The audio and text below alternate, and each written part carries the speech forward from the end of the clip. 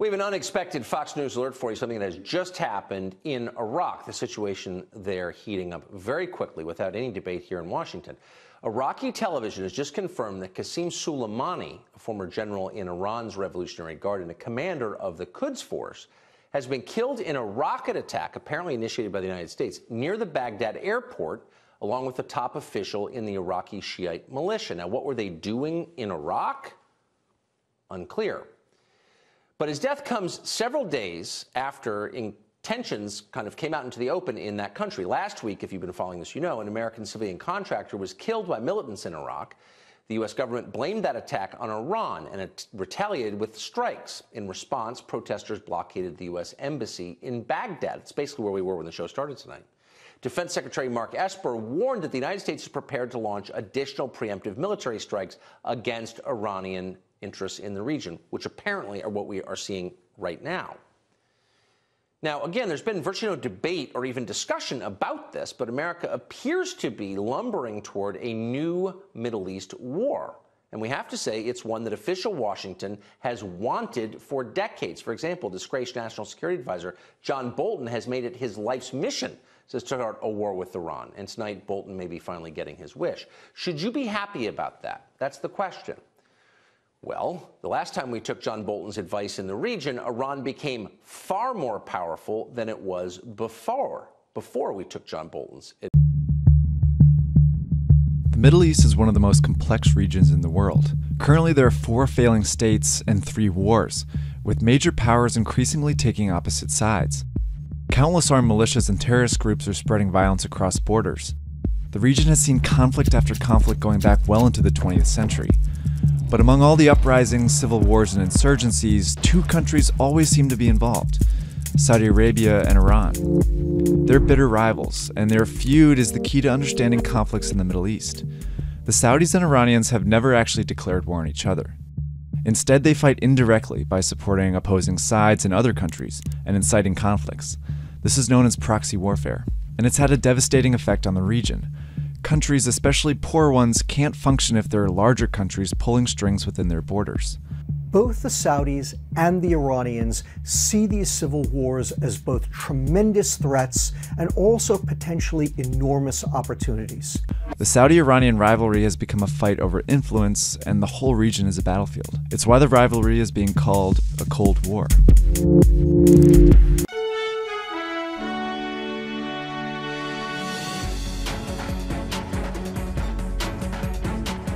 Hi everyone, I'm Rena Nine, and thank you for joining us. All eyes are on the Middle East as the world waits for Iran's response to the death of General Qasem Soleimani. The top Iranian military commander was killed in a U.S. airstrike Friday. Thousands of people took to the streets of Baghdad Saturday morning to mourn his death. Mourners carrying flags filled the streets, while some chanted, "America is the great Satan." President Trump ordered the strike after a rocket attack killed an American defense contractor last week. Tensions had already been rising across the region. CBS News correspondent Ian Lee reports from Baghdad. Rena, it's been a tense day here in Baghdad. Tens of thousands of people marching in the funeral procession. And we're also hearing that there have been attempts by some of the protesters to reach the Green Zone, the home of the U.S. Embassy. It's a show of force and mourning. The streets across Iraq packed with sadness, shock, and anger. With chants of "Down with America," the bodies of Qasem Soleimani and a top Iraqi militia commander led the march through Baghdad. Even Iraq's Prime Minister Adel Abdel Mahdi was seen among the crowd. While in Iran, protesters had tears in their eyes and "Death to America" on their lips. For many there, Soleimani was a symbol, a folk hero, now enshrined in martyrdom.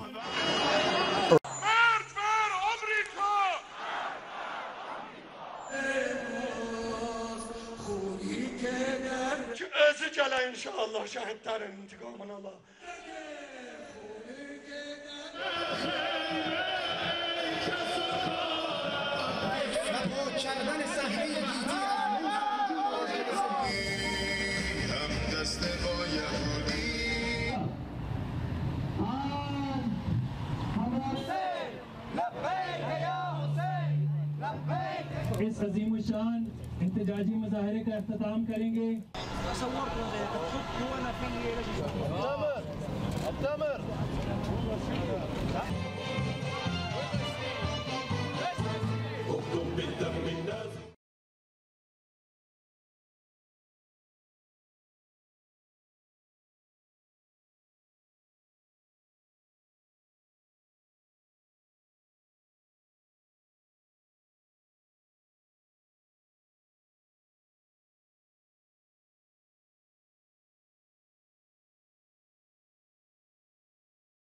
اللهم أجل بنيك الفرج اللهم أجل بنيك الفرج اللهم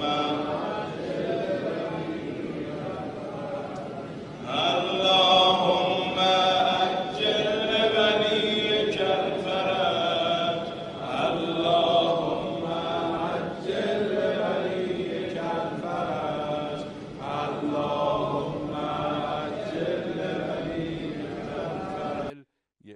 جمهوری اسلامی این حق قانونی رو داره که هر زمان و به هر شکلی که خودش صلاح بدونه. ما گرفتار جوسازی و شانتاژ آمریکایی ها نخواهیم شد. هر گونه که خودمون صلاح بدونیم، هر زمان که خودمون صلاح بدونیم، پاسخ مناسب رو همونطور که مقام معظم رهبری فرمودند خواهیم داد. لذا در سه بعد نقض حاکمیت، حتما این اقدام آقای ترامپ باعث نشده که مردم آمریکا احساس بکنن امنن. مشغول طراحی هستن تمام نمایندگی های ما بسیج.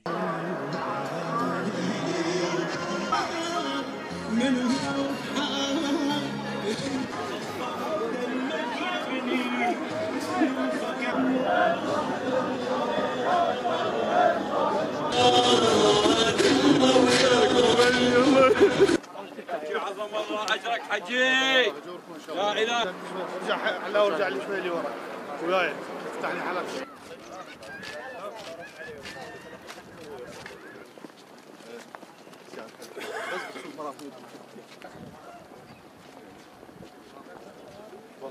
مهندس ما يضيع